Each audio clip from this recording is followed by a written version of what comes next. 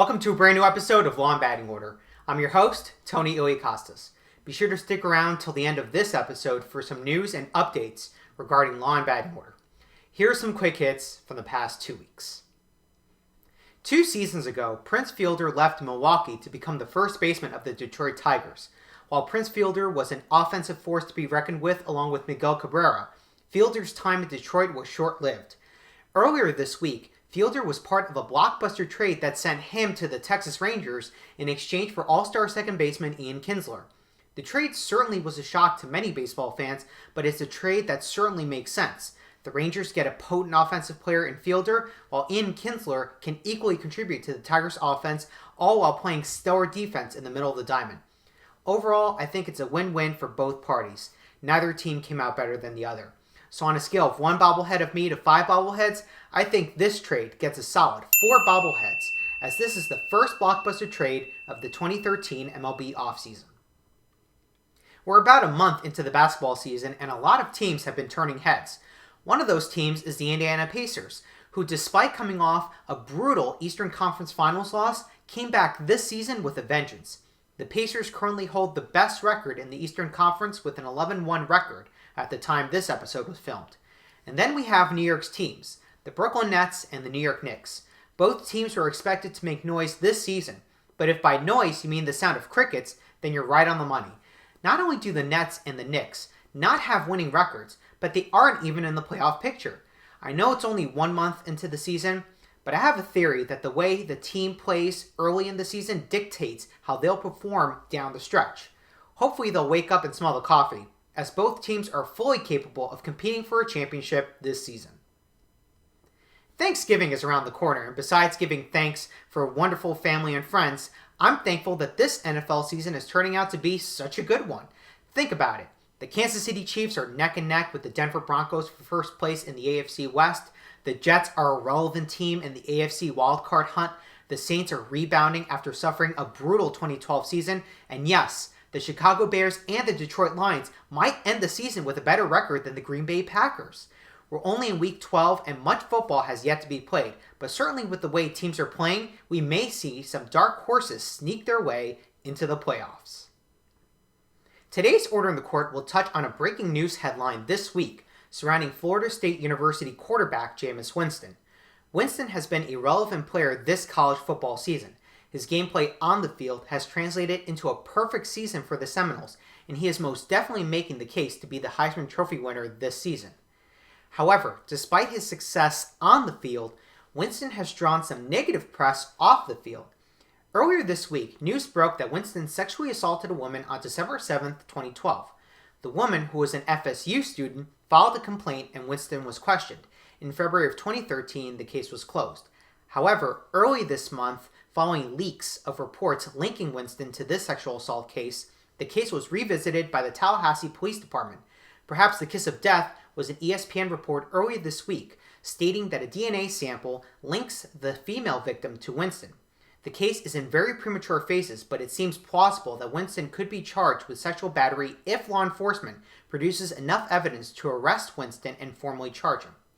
The question that begs to be asked is what qualifies as sexual battery in Florida?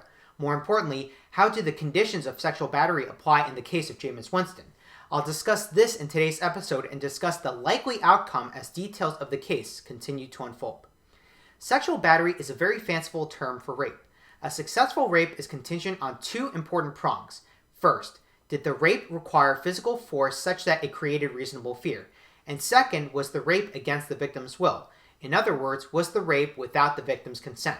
With force and consent as the principal guidelines of rape, let's take a look at Florida's annotated statutes on sexual battery. Section 794.0111H defines sexual battery as follows. Sexual battery means oral, anal, or vaginal penetration by or union with the sexual organ of another or the anal or vaginal penetration of another by any other object. However, sexual battery does not include an act done for a bona fide medical purpose. Florida's annotated statutes outline the offense of sexual battery in relevant part. A person who commits sexual battery upon a person 12 years of age or older without that person's consent and in the process thereof uses or threatens to use a deadly weapon or uses actual physical force likely to cause serious personal injury, commits a life felony. The facts are very premature here, but what this case boils down to is if Jameis Winston used force to assault his accuser, and most important, was the sexual encounter consensual? We don't know details about the night that the accuser claimed to be sexually assaulted by Winston. However, according to Winston's attorney, Winston's sexual encounter with the accuser was consensual.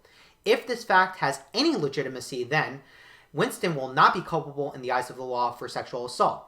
Nevertheless, the case could take a very different turn if details emerge that the accuser repeatedly said no to sex. The case would equally be unfavorable for Jameis Winston if facts show that the accuser resisted multiple times, but Winston instilled enough reasonable fear through physical force to carry out his act. The case has a very long way to go, but we can surely hope that these accusations are simply false. And if they are indeed true, then we should equally be hopeful that justice will be served one way or the other. Before I wrap up today's episode, I just wanted to share some news regarding Law and Batting Order that recently occurred. First, you may recall that on November 10th, I uploaded a new installment of The Huddle featuring my panelists Mike James, Jackie Lamer, and Matt Wilson on NFL player arrests. By the end of the day on November 14th, that video generated approximately 5,000 views. However, on November 15th, out of the blue, I received an email from YouTube notifying me that The Huddle was taken down. Why? Apparently, spam bots raided my video and the video generated a large amount of false views. Yet the spam bots were not my doing. In fact, I simply shared the video on social media. But YouTube had the audacity to blame me for something that was entirely out of my control. While I appealed the case, YouTube rejected my appeal. They further added that while I could re-upload the video, if the video generates fake views again, the Law and Batting Order YouTube account would get shut down. That's right. 2 years of hard work and effort entirely down the drain. I feel this whole incident has been a huge misunderstanding by YouTube. YouTube's lack of understanding and sympathy has taken a huge hit on me, and I would never do something like knowingly generating false views on my video. Doing such a thing would assassinate my character and integrity as a future legal professional.